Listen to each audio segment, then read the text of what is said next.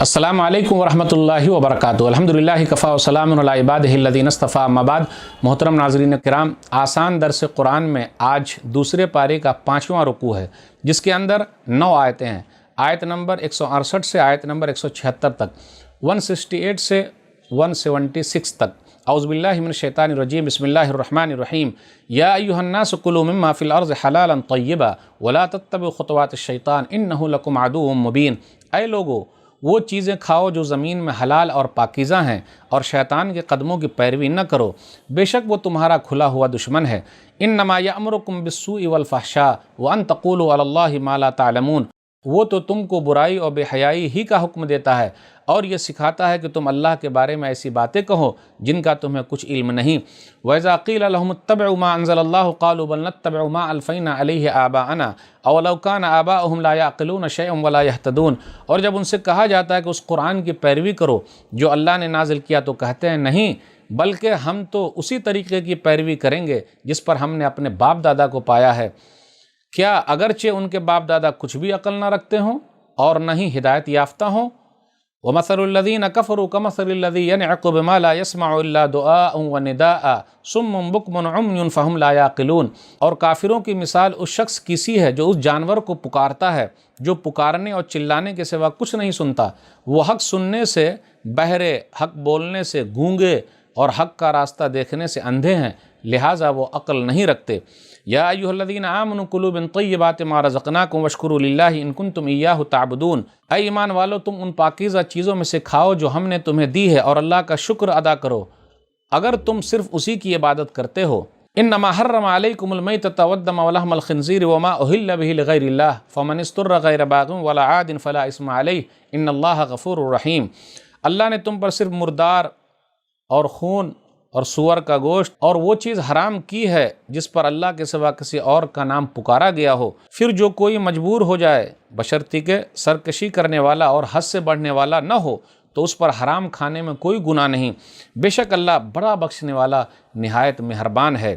ان الذین یکتمون ما انزل اللہ من الکتاب ویشترون بہ ثمنا قلیلا اولئک ما یاکلون فی بطونہم الا النار ولا یکلمہم اللہ یوم القیامۃ ولا یزکیہم ولہم عذاب علیم۔ بے شک جو لوگ اللہ کی نازل کردہ کتاب میں سے کچھ باتیں چھپاتے ہیں اور اس کے بدلے تھوڑی قیمت وصول کرتے ہیں، وہی لوگ ہیں جو اپنے پیٹوں میں صرف دوزخ کی آگ بھر رہے ہیں۔ اللہ قیامت کے دن نہ تو ان سے بات کرے گا اور نہ ہی انہیں پاک کرے گا، اور ان کے لیے دردناک عذاب ہوگا۔ اولئک الذین اشتروا الضلالۃ بالہدی والعذاب بالمغفرۃ فما اصبرہم علی النار۔ وہی لوگ ہیں جنہوں نے ہدایت کے بدلے گمراہی کو اور مغفرت کے بدلے عذاب کو خرید لیا، تو وہ کس قدر آگ پر صبر کرنے والے ہیں۔ ذالک بأن اللہ نزل الکتاب بالحق وإن الذین اختلفوا فی الکتاب لفی شقاق بعید۔ یہ سب اس لیے کہ بے شک اللہ نے تو حق کے ساتھ کتاب نازل فرمائی ہے، اور بے شک جن لوگوں نے اس کتاب میں اختلاف کیا، یقیناً وہ مخالفت میں بہت دور نکل گئے ہیں۔ ناظرین کرام، دوسرے پارے کا 5واں رکوع ہم نے سنا، 9 آیتیں تھی۔ آیت نمبر 168 سے آیت نمبر 176 تک پہلے یہ کہا گیا سب لوگوں سے، اے لوگو حلال کھاؤ۔ تو میرے بھائیو، حلال کی بڑی اہمیت ہے۔ آج دیکھ لیجئے، لوگ حرام کے چکر میں پڑے ہوئے ہیں۔ مال آنا چاہیے چاہے جیسے بھی آ جائے، یہ قیامت کی نشانیوں میں سے ایک نشانی ہے۔ حلال کھائیے، اللہ دعا قبول کریں گے، حرام کھائیں گے، اللہ دعا قبول نہیں کریں گے۔ چاہے دعا خانہ کعبہ کا غلاف پکڑ کر ہی کیوں نہ مانگیں، روئے گر گرائیں، اللہ دعا کو قبول نہیں کریں گے۔ حلال کھائیں گے تو اللہ دعا کو قبول کریں گے، چاہے جہاں کہیں بھی ہو۔ نبی صلی اللہ علیہ وسلم نے ایک حدیث کے اندر بیان فرمایا، المعجم الاوسط للطبرانی جلد نمبر 6 صفحہ نمبر 310، یا سعد اتم طعمک تکن مستجاب الدعوہ۔ سعد، تم اپنا کھانا حلال کر لو، جو دعا مانگو گے اللہ قبول کریں گے۔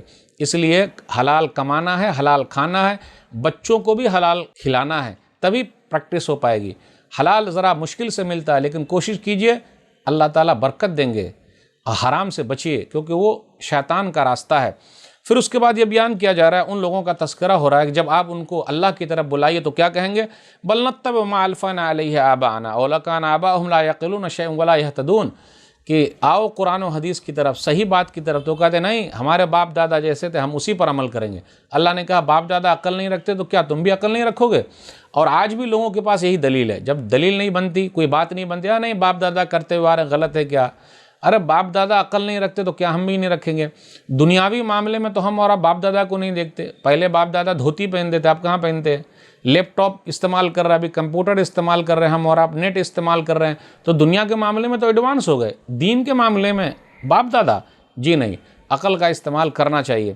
پھر اس کے بعد کہا جا رہا ہے کہ لوگ اگر حق کی بات نہیں مانیں گے تو کیسے ہو جائیں گے؟ گویا کہ گونگے ہیں، بہرے ہیں، اندھے ہیں، سب کچھ نظر آ رہا ہے پھر بھی وہ لوگ نہیں مانتے. اس کے بعد ایمان والوں سے کہا جاتا ہے ایمان والوں جو ہم نے دیا اس میں سے حلال کھاؤ. پہلے سب لوگوں سے کہا گیا، پھر ایمان والوں سے کہا گیا، اور اس کے بعد کہا اللہ کا شکر ادا کرو.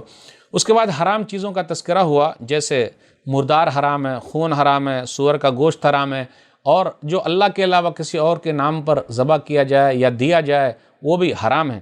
تو یہ پوری لسٹ نہیں ہے، اس آیت کے اندر کچھ لسٹ ہے، لیکن اس کے اندر یہ بھی کہا گیا کہ اگر آدمی مجبور ہو جائے تو حرام چیز کو وقتی طور پر جان بچانے کے لیے کھا سکتا ہے.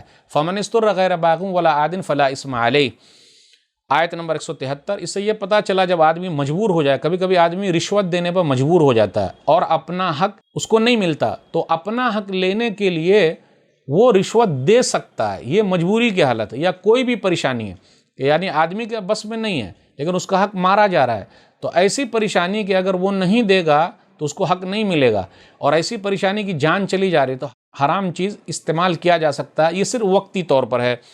اور آپ حدیثوں کے اندر غور کیجئے تو اس کے اندر بھی حرام جانوروں کا تذکرہ اس طریقے سے ہے کہ پرندے جو ناخن والے ہوتے ہیں وہ شکار کرے تو وہ شکار جائز نہیں. پھر اسی طرح شکاری کتے کا شکار جائز ہے. حدیثوں سے یہ بھی آیا جیسے گدھا ہے، کتا ہے، بلی ہے، یہ سب حرام ہے، لیکن شکاری کتا بسم اللہ کر کے بھیج رہے ہیں، اگر وہ لے کر آئے گا تو اس کا شکار جائز ہے. تو پتہ یہ چلا غیر اللہ کے نام پر جو لوگ نظر و نیاز کر رہے ہیں، پھر لنگر کر رہے ہیں، لنگر بانٹ رہے ہیں، مٹھائی تقسیم کر رہے ہیں، یا پھر صندوقچی میں نظر و نیاز رکھے ہوئے ہیں، جو بھی چیز ہو اللہ کے علاوہ کسی اور کے نام پر کیا جائے وہ سب چیز غلط ہے. ملعون من ذبح لغیر اللہ، صحیح الجامع الصغیر جلد نمبر 2 حدیث نمبر 1024. ملعون ہے، اس پر لعنت کی گئی جو اللہ کے علاوہ کسی اور کے لیے ذبح کرتا ہے.